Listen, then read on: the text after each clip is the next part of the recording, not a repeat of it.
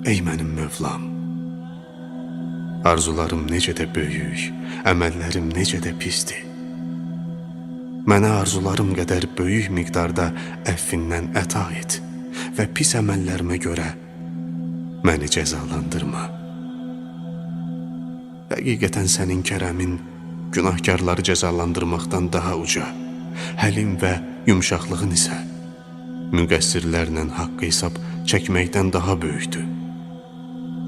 Ey mənim Mövlam, sənin lütf və kərəminə sığınır, səndən sənə doğru qaçır və sənə qarşı yaxşı gümanda olanları bağışlayacağına dair verdiyim vədini həyata keçirməyini istəyirəm. İlahi, sənin müqabilində mən kiməm ki?